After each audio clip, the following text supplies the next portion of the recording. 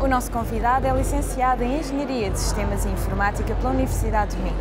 Foi secretário de Estado do Empreendedorismo, Competitividade e Inovação e tem mais de 17 anos de experiência no setor das tecnologias de informação e comunicação. Neste Panorâmica temos a oportunidade de conversar com Carlos Oliveira sobre os desafios que se colocam na transição digital e ecológica no mundo da indústria, do trabalho e da educação. Carlos, muito obrigada por ter aceitado o nosso convite para estar aqui hoje.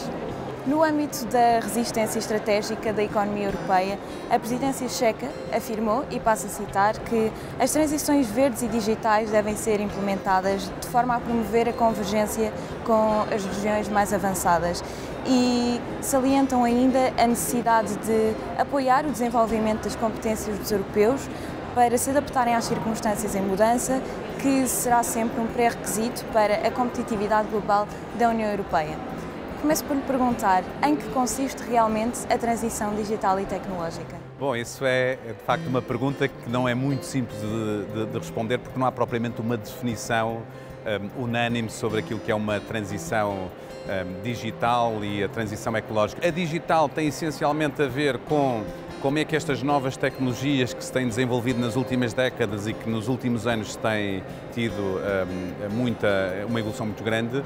são utilizadas pela sociedade, seja empresas, pelos governos, pelas pessoas individualmente, por todas as instituições, para nos darem uma vida melhor. E, por outro lado, estamos ao mesmo tempo, por uma razão distinta,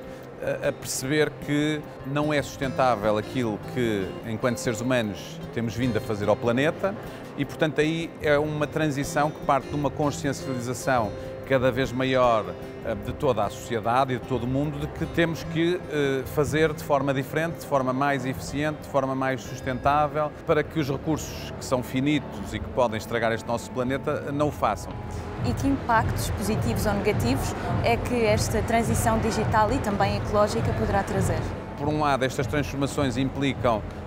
investimento, seja pelas pessoas, na sua formação, na aprendizagem, no terem as qualificações adequadas para poderem navegar essa onda,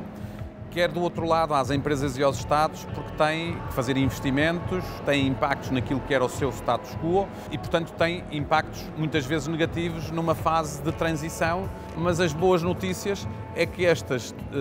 transformações trazem também criação de novos empregos, de novas profissões e, portanto, não sei e acho que ninguém pode dizer se o saldo é neutro do que se perde e do que se ganha ou se é negativo ou positivo, mas de facto eu acho que temos que ser mais positivos no sentido de acreditarmos que com as competências adequadas vamos ter mais oportunidades. A transição para um mundo mais sustentável só será possível com a transformação digital da sociedade em que vivemos e este é um dos 17 Objetivos de Desenvolvimento Sustentável a atingir até 2030. E tudo começa na educação, sem a qual não é possível fazer toda esta transformação. Em junho de 2022, o Conselho da União Europeia adotou uma recomendação sobre a aprendizagem em prol da transição ecológica e desenvolvimento sustentável. Por que é tão importante realizar esta abordagem junto dos alunos dentro desta temática? Eu diria que é importante dentro dos alunos, dos jovens, mas se calhar ainda mais importante nos adultos, porque efetivamente são a população que vem de uma realidade diferente em que essas preocupações ou não existiam do ponto de vista ecológico ou eram muito menos marcadas porque os impactos também eram menos conhecidos ou ainda menos vistos ou menos estudados. Portanto, eu penso que isto é, e a formação, competências, a educação à volta desta área, o integrar os Objetivos de Desenvolvimento Sustentável nos próprios currícula formativos, seja do ensino secundário, seja do ensino superior, é importante para a sensibilização da sociedade para a importância destes objetivos. E considera que Portugal está preparado para se adaptar a este novo modelo? Eu considero que Portugal está atrasado e está a dar muito poucos passos no presente para essa adaptação. Mas nós, em particular, estamos ainda, na minha perspectiva, bastante atrasados porque ainda nem sequer fizemos a discussão de fundo para onde queremos ir. E, portanto, fazem-se pequenas adaptações. Há seguramente excelentes exemplos aqui e ali no país de professores que tentam fazer coisas e escolas, mas não está de todo massificado e, portanto, falta de facto essa discussão que deveria já ter acontecido para que se passe a uma implementação e que se vá testando. que se vá vendo o que funciona e o que não funciona, e o que funciona acelerar e distribuir por mais escolas e por mais professores, aquilo que não funciona sai. Portanto, precisamos entrar, na minha perspectiva, por causa desta aceleração em que o mundo está, num modelo mais de experimenta em pequena escala, o que funciona aprende-se e tenta-se levar para o sistema em mais larga escala, o que não funciona aprende-se e não se repete. A Comissão Europeia, na sua comunicação Orientações para a Digitalização até 2030, a Via Europeia para a Década Digital, propõe uma meta até 2030, ou seja, a utilização de serviços de computação em nuvem, megadados e inteligência artificial por 75% das empresas europeias. Acredita que este objetivo será cumprido? Eu diria, as grandes empresas seguramente e as médias seguramente, as mais pequeninas eu diria que vão utilizar algumas dessas coisas, provavelmente não tudo, mas a realidade é esta, é que isso também, em particular para as empresas mais pequenas, portanto para as PMEs, está muito dependente daquilo que são, digamos, os serviços que elas vão usar, e muitos desses serviços já hoje e daqui a muito pouco tempo vão ter inteligência artificial, já há muitos desses serviços que estão na cloud, e portanto eu diria que é provavelmente atingível, mas mais do que provavelmente atingível, é muito desejável, porque os negócios vão ter que se adaptar a este mundo